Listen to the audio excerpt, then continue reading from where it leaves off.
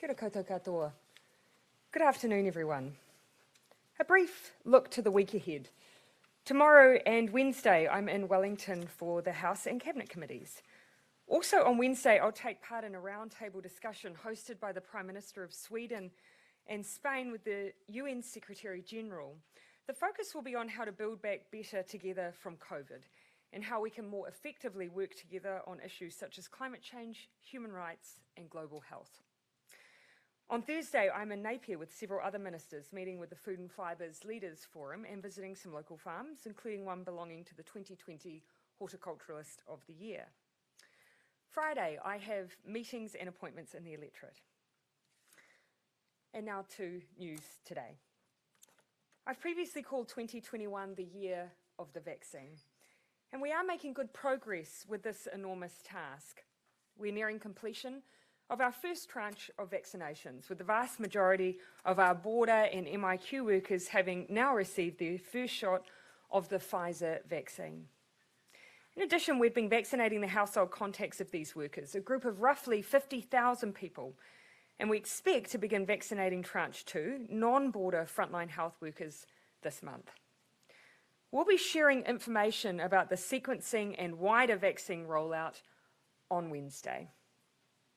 Early evidence looks extremely promising in terms of the Pfizer vaccine's ability not only to protect individuals from the disease, but also to reduce its transmission. That means it will become an important part of our frontline defence against Covid-19. But I do not underestimate the importance of this vaccine rollout starting for our frontline workers at a personal level. One border worker who contacted me said, quote, "I'm eternally grateful to be among the first to receive the vaccine after working in a high-risk environment. It has taken a toll on us all, and having this next level of protection means everything."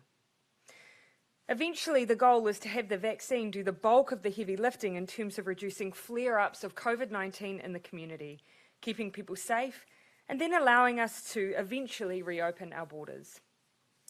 I know that the day-to-day threat from COVID-19 doesn't feel as pronounced in New Zealand, especially when compared to other countries. I know for many people, they feel safe already. This is because of the strongest possible border controls and because the team of 5 million has done such an incredible job keeping the virus in check. But at the same time, this is a tricky virus.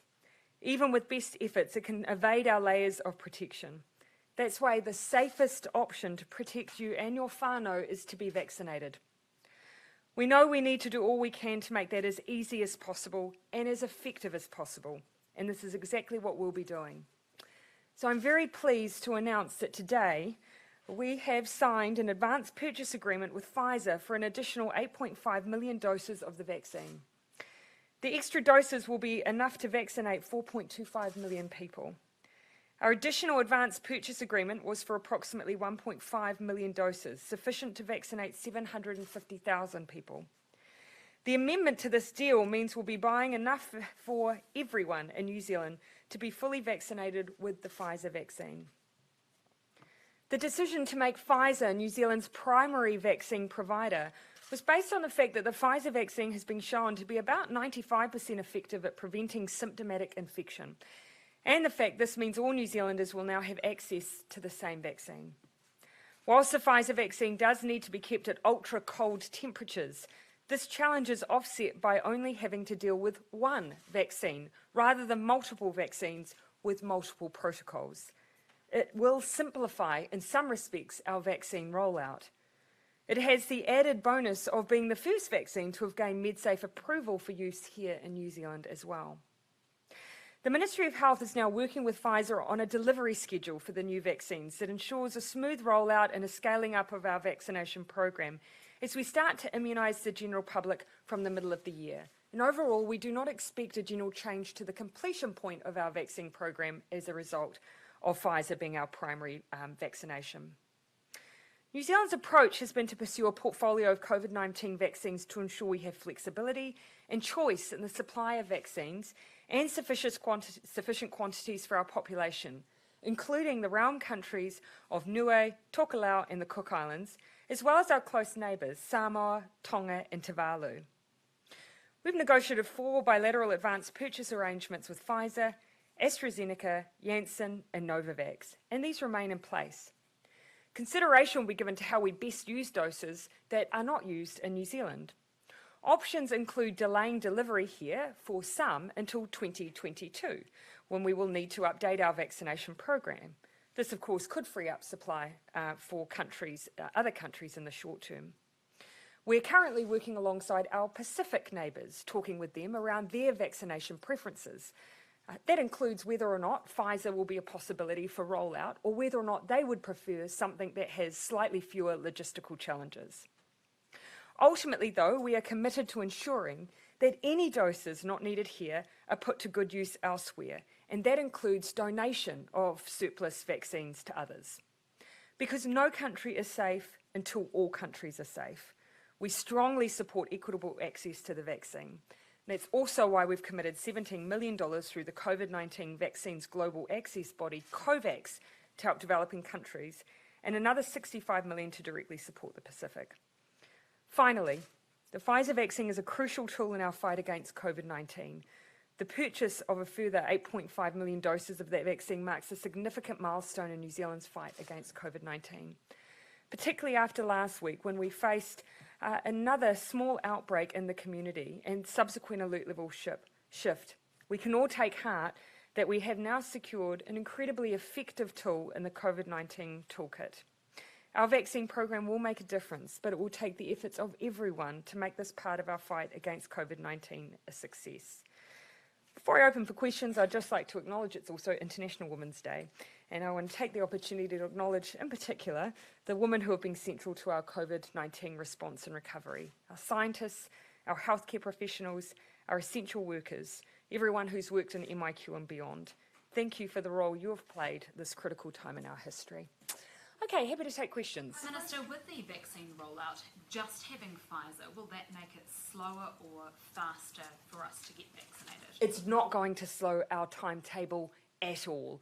In some ways, though, it will overcome some potential challenges of managing multiple different vaccination programs with different vaccines across the country. This means we'll have a highly effective vaccine available to all New Zealanders. Is it smart to have all our eggs in one basket? Well, technically we won't. We still have purchase arrangements in place for other vaccines. So in some cases, we'll be talking about whether or not we can delay the purchase and delivery of some of those vaccines into 2022, because of course we need to think about this program like the flu. It will be something we'll be doing each year. In other cases, it's likely that we'll still take on some vaccines from some of those other portfolios just in case we have issues with more rural or isolated areas, or we just need a few options available for certain individuals. So it does give us still a bit of option as well. Australia is using AstraZeneca and Pfizer. Why are we only opting for Pfizer? Well, keeping in mind, I'll give the Minister a chance to respond to this as well, but look, every country is going to take their own approach. We've always wanted to make sure that we had a range of options just in case we saw that one of those advanced purchase arrangements didn't come through all the way through every process of vaccine development. We're now well beyond that. We've seen the vaccines that have performed really successfully and have been approved by the likes of MedSafe. In case for us, that's been Pfizer. Australia have also invested heavily in production capacity for AstraZeneca. So they're obviously invested at a different level for some of those vaccines as well. Minister, do you want to speak to that too? We looked very, very closely at this. Up until a couple of weeks ago, we were planning for a multiple vaccine rollout, which would include a number of different vaccines coming on stream through the year. We looked at where they're at with when we thought we could get these additional Pfizer vaccines. We looked at where we were at with the approvals for the other vaccines and how long they may take, whether they were likely to be done in a timely manner. There is the Janssen vaccine, which is getting closer to approval. The AstraZeneca vaccine is still a way away in terms of New Zealand's approval process, so that certainly was a factor that we considered in making this decision. But ultimately where we landed was that we've got a vaccine that we know is incredibly effective, very, very high rates of effectiveness, around 95%, and that actually doing one vaccine would certainly streamline that process. So we now know that in that second half of the year, rather than dealing with multiple different vaccines and having to sequence who gets which vaccine and how do we make sure they're getting the same vaccine for their second dose as they got for their first dose and so on, we will be able to minimise the amount of that we have to deal with and just focus on getting people vaccinated in the second half of the year. Tina. I understand you can't give us specific details because of commercial sensitivity, but it's understood that, or it's been reported that Pfizer is much more expensive than some of the other. Yes, some of that's in the public domain. Yeah. How much more are we paying, and is it worth it? Look, we've seen as a nation just how far we're willing to go to look after one another. And so I think it's fair to say, no matter what vaccination you're talking about, it all comes at a much lower price than the price of the loss of life, or what we've seen, which is the ongoing hit that many businesses take if we have outbreaks. So in our minds, this is money very well spent, and spending it here on what is a highly effective vaccine, where we won't have a situation of some New Zealanders getting one and some getting the other. What conversations have you had with the Black Caps about getting vaccinated first? I haven't had any direct conversations. One thing I would say is we are aware that there will be a range of different groups looking to represent New Zealand over the coming 12 months, where in some cases it might be a requirement that they be vaccinated beforehand, or at least it's going to be strongly encouraged. So whilst we haven't made decisions on how that will be dealt with, we know it's an issue for our Olympians. That's something we'll look to work through as we deal with our sequencing framework. Would it be fair for them to skip the queue ahead of some of our most vulnerable? Yeah, and so look, this is where, and this isn't just down to one sporting code. We have a number of different groups that may have the job of representing New Zealand abroad, who will be asking for advice on how to manage vaccine in amongst that. So that's something we need to give consideration to. We haven't made decisions yet. There's no sort of scheme. You can be sure that we will be weighing up all of the factors, including at-risk groups and how many we have managed to vaccinate at that time, and whether we've prioritised people we need to prioritise. These are all the tricky things we have to weigh up in our vaccine rollout. So New Zealand Cricket says that there's a scheme for people who have to work and go overseas that New Zealand government has. They're just mistaken. No, one of the things that's been put to us is the need to resolve just this issue of people representing New Zealand abroad. And that's something that we have not made a final decision around how that will operate, but it's something that we are actively considering how we'll manage. Why is this And not so what will the- prioritised different? Yep. Why has this not been spelled out previously? Is it time to get on with actually publicising the So overall on framework? Wednesday, you can imagine that what's been a major focus for us has been aligning the delivery schedule for our vaccination program and how many we can anticipate receiving and when, with our sequencing framework, which is which cohorts of our population will be vaccinated first. Now, what we've wanted to do is not advertise that, for instance, we'll be doing all, say, for instance, older New Zealanders at a certain point, unless we knew at that time we would have the vaccines to be able to deliver on that. Now that we've locked in this agreement, our sequencing framework will be out on Wednesday. You'll see broadly the order in which people will be vaccinated, but there's a few groups, for instance, Olympians, doesn't affect the rest of New Zealand, that we need to still have some resolution around. Equipment do we need for the Pfizer rollout? Yeah. So one of the advantages of moving to a single vaccine is that there is actually quite a bit of efficiency that can be gained through only dealing with one vaccine. You only need one stock of equipment, if you like, and actually one set of training for the vaccinators, whereas we could have been dealing with 4 lots of different competing needs in terms of vaccination programs. So there will be, whilst yes, there is some additional cost in purchasing those extra vaccines, there will also be some savings in the simplicity of the campaign. One of the things that we're very mindful of is that the international environment around what you'd call health consumables is very, very tight. Yeah. So we've been working really hard to make sure that we have the right syringes and enough of them, that we've got the right gear that our vaccinators will need. That's a work in progress. We've got enough for the first part of the campaign. Now that we've locked down the supply for the second half of the year, we're already out there in the market making sure that we can secure the consumables to be able to deliver that. Freezers, Do we need more freezers, freezers? for instance, Yeah. we've been told that shouldn't be an issue. We have a capacity at the moment, and where we're looking to scale up by the end of the year. If there are any issues or concerns there, there's time to backfill that. One of the things we've been doing is canvassing across, for instance, the Pacific to see what capability sits there. And it's fair to say in some countries are able to access dry ice for when you're dispatching out to smaller cohorts, but in other places they don't have that capacity. And so that's where we're having a conversation around what vaccine will best meet their needs depending on the requirements for storage. Part of those conversations with Pfizer have also been about spreading the delivery so that we don't end up with huge chunks of vaccine arriving and sitting in the freezer. Actually spreading the delivery is better for them and it's better for us because it means that they can be shipping it to us as they're producing it and we can be getting it out there and not having it all sitting in one place. Why did you? Sorry, then I'll come to you, Richard. Are you sort of planning or expecting for the Pfizer vaccine to be used for people in rural areas, or are you going to be relying on other vaccines? So at this stage, it would be our preference to offer the Pfizer vaccine as widely as we can across New Zealand. However, there is still the possibility of having a single dose vaccine. It is still part of one of our advanced purchase agreements. And so that option still exists if it's needed. But what we'd like to do is to take an equitable approach, where New Zealanders are accessing the same vaccine. It means, that they won't feel like they've missed out on something that other New Zealanders have had offered to them.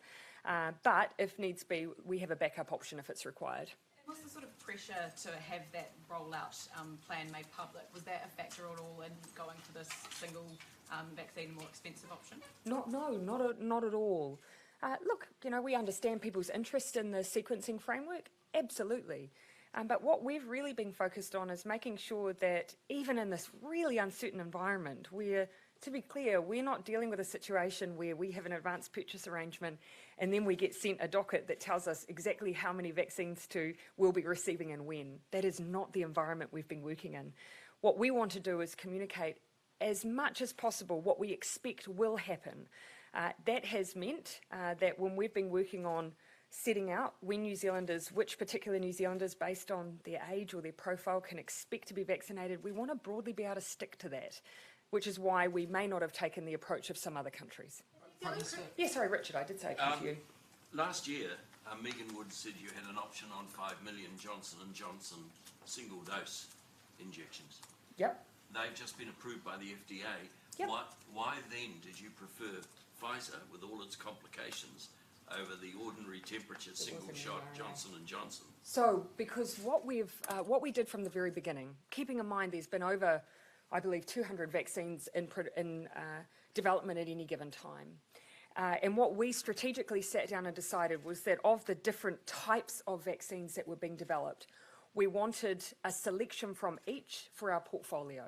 So one mRNA vaccine, others that were more the traditional form of vaccine, to give us an assurance that if for any reason, MedSafe approval wasn't successful or third clinical trials weren't successful, that we weren't left without any options. So that's what we've done. In some cases where we've opted for one over another, it's been because we already had a vaccine within our portfolio that fitted that criteria. As a due process, isn't this really being driven by MedSafe approval, and are you frustrated at all with the slowness of us approving vaccines compared to other countries? No, it's not at all. It just has the added advantage. Look, I've been getting regular updates from MedSafe. The feedback I've had is that the next vaccine that's furthest advanced along through the approvals process is the Janssen vaccine. The MedSafe approval process, and I'm happy for anybody who really wants to understand this in detail to get more information on it, they look at a variety of different things. So they're looking at the safety of the vaccine, they're looking at the efficacy of the vaccine, but they also look at the manufacture of the vaccine. And my understanding with regard to the AstraZeneca approval process is that that's the area where there has been the least information, and that's still a big gap in the information that's been supplied by AstraZeneca. So two things I'd say did weigh heavily for us. Firstly, very specific training for our vaccinators on administering this vaccine, very specific requirements around making sure the dispatch works well. And then the issue of having an individual being told that they're getting one vaccine over another There is a simplicity for dealing with one, and it just so happens that this is a highly effective vaccine. 95% effectiveness, which relative to even the flu vaccine is incredibly high. So all of those things have factored into our thinking. Ben? Mike Hosking is angry this morning. I was actually going to give ZB the chance to ask that question first. So, look, do you know what? I'm going to take a liberty. Barry, would you like to ask about that? Yeah. Ben, you get to ask a separate question if you would like. I will take that. Of all the regular radio and television slots that you do weekly, why have you singled out News Talk ZB as the one that you won't be doing? Well, the first thing I'd say is actually this decision was taken, I think, and communicated, I think it was roughly 4 weeks ago. The reason it hasn't been noticed perhaps till now is because I have appeared on 2 occasions since then, and that's because we've said, look, where there are issues of national significance, I will still be on Mike's show, on the ZB show. But no one can do everything. No one could do every single slot that's available. What I have tried to do is make sure that I get as much spread as I can. People get their news from multiple sources. And when I look around at whether or not I'm trying to reach people where they are, I think I could do a better job. And so that's factored into some of my thinking. When you look at News Talk ZB, commercially it's the top rating station in the country at that time frame. And look, what are you saying to the listeners of that show? Oh, and look, I think the listeners of that show will also still hear me. They have done twice in the last 4 weeks, even though we made that decision 4 weeks ago. So they will still hear me. And they will still see me in, for instance, the Herald or any other place that is reported from the multiple stand-ups that I do in any given week. I don't think anyone would argue that I'm not available. I'm not able to be questioned on issues of the day, but I do want to do a better job of reaching into some other corners where people might not get information from sources like ZB or even the Herald. Facebook Lives? Look, sure, Jason, I'll give you a go. Thanks. Does that mean more Facebook Lives as opposed to No, interviews? I don't. Look, for instance, if we look at the last 2 weeks, I've done 21 interviews, I've done 8 press conferences and stand-ups. I don't think any of you would say that you miss seeing me. You see me frequently. I am definitely available. This is not that we are substituting any time with social media. I'm not intending to change up what I do there at all, but I am intending to try and reach into a few different media outlets, a few different forms of media, radio, TV, and other varieties that I have not done before. Sure. In effect, Thomas. As more and more people are vaccinated, Then Ben, I'll come back to you. It's a bit unfair. how does that work with the elimination strategies? Does that mean the sort of elimination strategy slowly phases out and a new strategy fades in? Yes, and look, you heard me say on Friday that I'll look to step that out in a bit more detail over the coming weeks. But ultimately, the end goal absolutely is to move to a place where the vaccine is really doing the heavy lifting for us. In the past, we've used restrictions because we don't have that personal protection that we want everyone to have from COVID. But as we see more of the population vaccinated, then we will step into the vaccine doing that job for us rather than restrictions.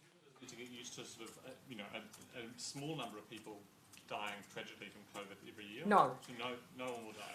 Well, look, the whole idea of having enough members of your community vaccinated is that means that then you no longer become a path for COVID to reach someone who's vulnerable.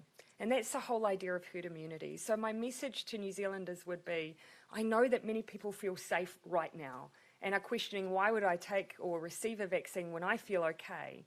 It's because the vaccine is the way that you protect others. The more of us that are vaccinated, it means that there isn't a path for COVID anymore. And eventually, that's when we'll globally see it peter out. This week, Ben. thank you. This week marks 2 years since the Christchurch mosques attack, and it's 3 months since the Royal Commission report back. Could you give a general overview of how the government is responding to those recommendations? And then very specifically, in your comments, you noted how the Australian terrorist was radicalised on YouTube, and you pledged to take up that with the CEO of YouTube. So can I ask how you've gone doing that? I spoke to the CEO of YouTube, and it was some time ago now that I did that. It was fairly close proximity to when I said I would. I still think the best avenue for us to continue to make progress there is, for instance, dealing with the issue of algorithms within the Christchurch call. I still think that's an area where we still have some work to do. But I'll give another update on the Christchurch call as we get a little closer to the anniversary.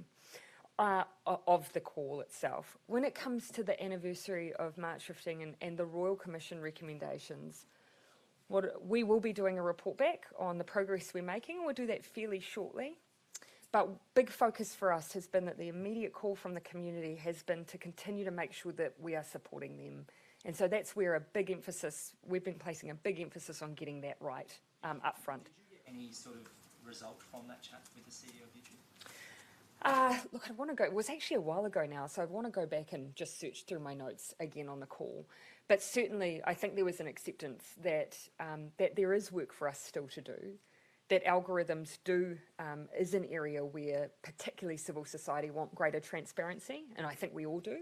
And that's an area where I think we all need to do a bit more work. Just goes around who I haven't, Mark. On the, so this sort of idea of a potential And then delay Henry, I'll come to you. in receiving some of our other vaccine purchases, is the idea behind that we would immunize the population with the Pfizer vaccine, push off the Janssen one from arriving, allowing other countries to get that Janssen supply, and then use those other ones that we've pre-purchased to do booster shots in future years? That is a possible option, yes. That is one of the options. Look, we're still in conversations with the other three pharmaceutical companies that we've got advanced purchase agreements with, so it's too early to speculate on that. In the statement today, we've set out some of the things that we'd talk to them about, including deferring delivery maybe to 2022, so that they could be part of a follow-up vaccination campaign for New Zealanders, donating them, or releasing them back into the vaccine supply, so other countries who want to secure supply can get supply. So all of those conversations are ongoing, and at this point we're not in a position to nail any of that down. But I think it is a good point. I'm not sure that that I'm seeing enough the conversation about this being an ongoing pandemic that we'll need to fight. So, I will keep likening it to the flu. It won't be a matter of once you've had one shot, it's done. This is likely to be something that every year we'll be asking people to be vaccinated, to look after themselves. That's the way we'll deal with additional variants. Henry. Prime Minister, did you or Chris Hipkins or any of your other ministers negotiate directly with Pfizer on this matter? And was the rates of asymptomatic infections from the Pfizer vaccine part of your thinking in this? Because there's been quite a lot of results out of Israel about how much asymptomatic infection is stopped as well. In terms of, I can answer that last part of the question. The overall effectiveness of the Pfizer vaccine was absolutely at the forefront of our consideration. Our first opportunity to negotiate with Pfizer for these extra doses literally has happened over the last month or so. And at the time we were first exploring that, we were looking at all of the effectiveness of all of the vaccines that have been in development around the world.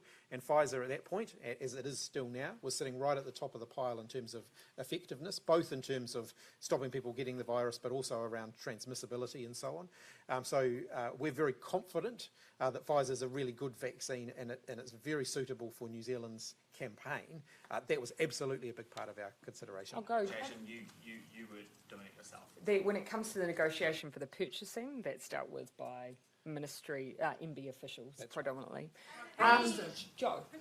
Just on this roadmap that you've talked about, just a couple of questions. One, Just the sequencing, you mean, or the elimination strategy? on Friday you talked about What the transition looks like? Yeah. So, firstly, do you have an exact time frame on when you're planning to do that? And secondly, in terms of borders, is that going to, and borders opening, is that going to be part of that discussion? Because at the moment it seems as though if there's every time we kind of feeling like we're getting close, there's a community case somewhere and it all falls over. So is there a point where you That's for the bubbles though, not the general border. No one's suggesting that we'll be opening up the borders generally at present. So in terms of the Pacific and Australia though, are you going to start to provide the public, I guess, with a bit of a frame of what would be required to get to that point? Because at the moment it seems as though every time you get close, or we get close, there's a case somewhere. So when do you start to go, and that's okay, well, we'll just deal with the cases in another way? And that's because every time we get close and we have a case, then something happens that actually strays away from some of the protocols that we've been discussing, and that causes us to go back and have to reevaluate how in practice it will work. But in terms of what you're asking around, what is the transition from the current environment that we have towards an environment where vaccines will play a significant role, I intend to speak a little bit more to that. It'll be in several weeks. One of the things that we have to try and get a bit of a sense of is of the variability, of the different variables that we're dealing with. what does that mean in terms of herd immunity for New Zealand? And when do we think we'll have a bit of a picture around final data on transmission? Because if we know the vaccine's making a big difference to transmission, that may change up the way that we deal with people coming in at the border. But a couple of weeks' time, I look to speak to that. Come to you, Bernard, and then back onto the right side. Yeah. Prime Minister, what's your thinking on sending vaccines to the Pacific? Yep. Before all of New Zealand is vaccinated, or what's the prioritisation? Yeah, so this is one of the discussions we're really actively having with the Pacific at the moment. It makes sense for us to, in the same way we've focused on our border workers, they're focused on their border workers too. The issue, of course, that we're discussing is, in some cases, we'll be dealing with population bases that are so small that if you're going to make the logistical effort to get up and get ready to do border workers, you actually are probably in the position to do the entire population at the same time. You know, Niue, up to around somewhere between 12 and 1,500 residents in total. You're not dealing with outer atolls in that circumstance.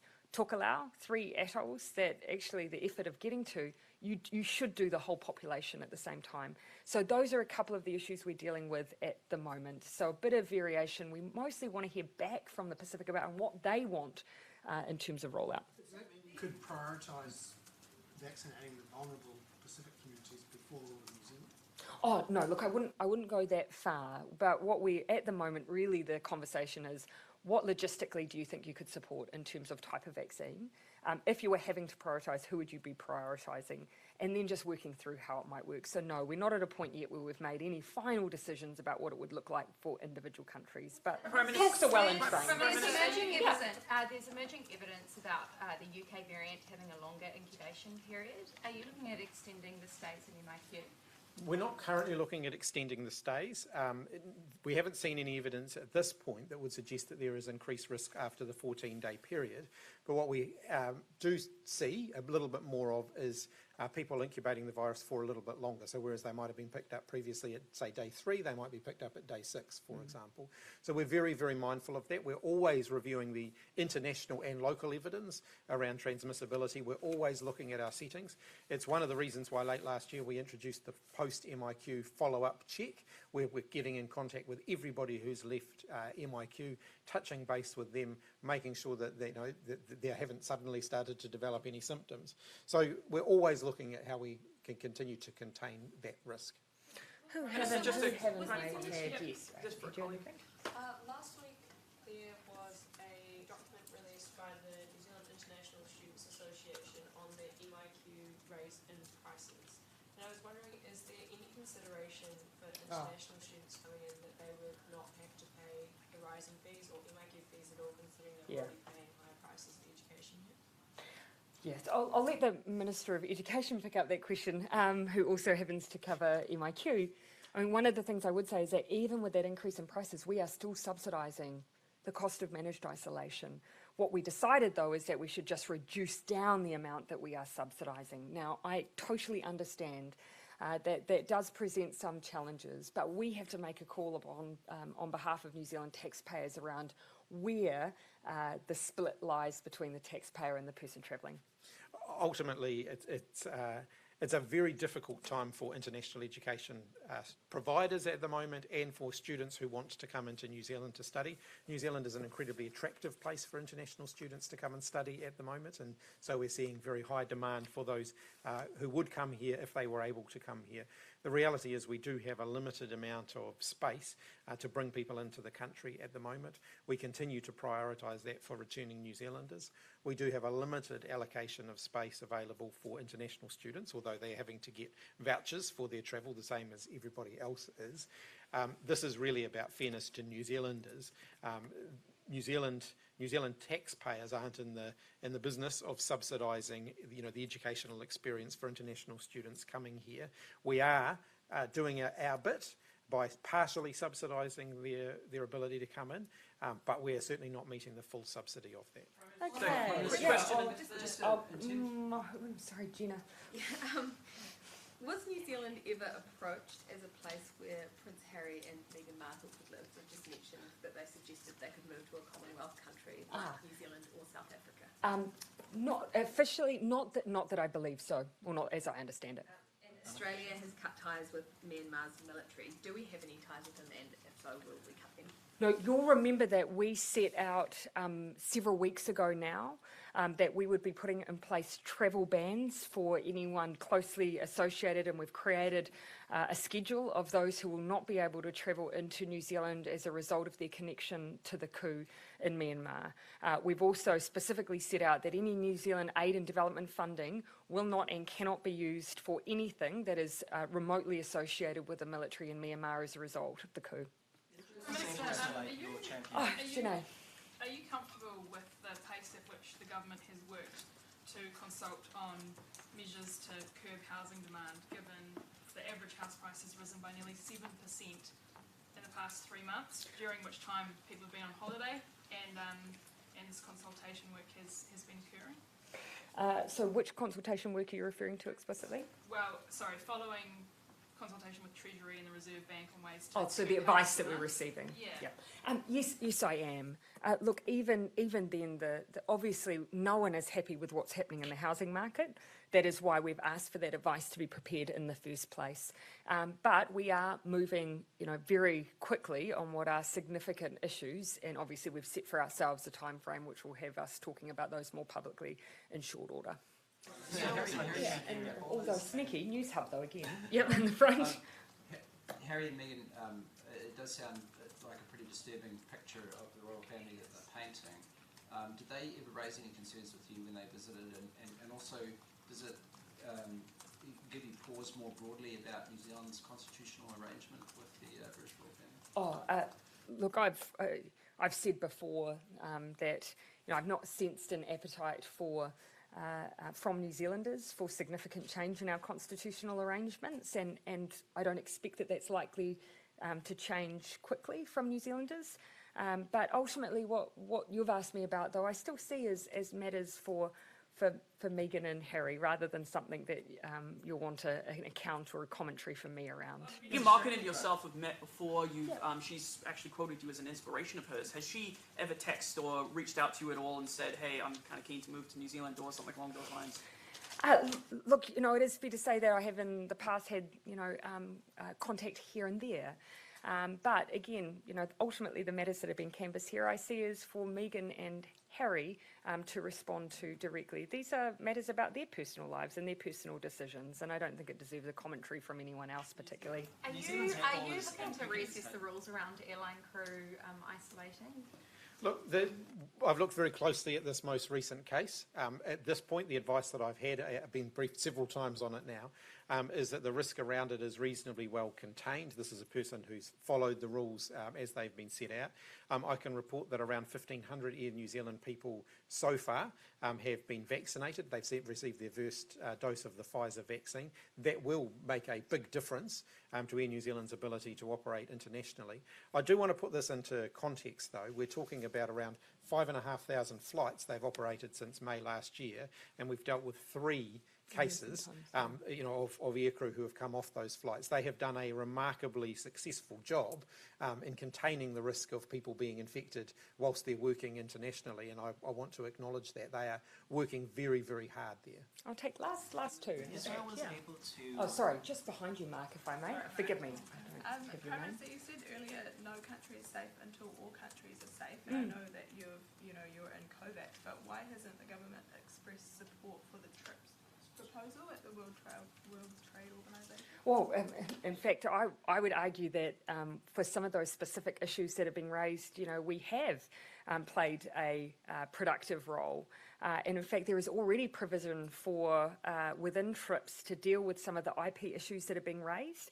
So what we're trying to do is proactively find a way through where we can build some consensus. So New Zealand has not stood up in opposition to those discussions. We've actually tried to be bridge builders. Do you support a relaxation?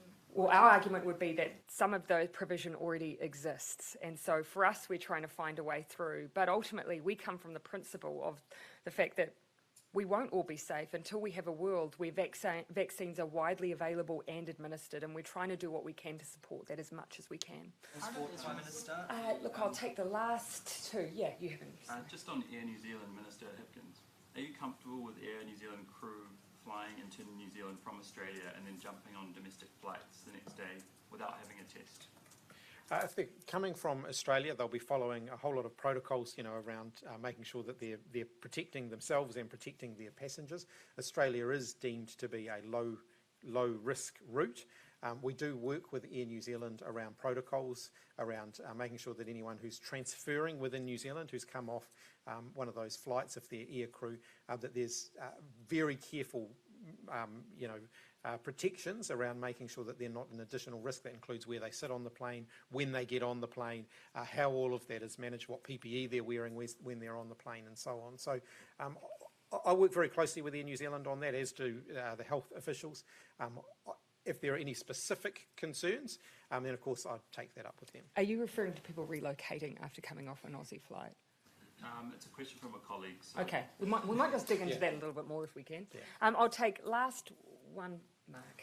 Israel's agreement with Pfizer involved them supplying some data on how the vaccine sort of panned out in Israel. We will not be doing that.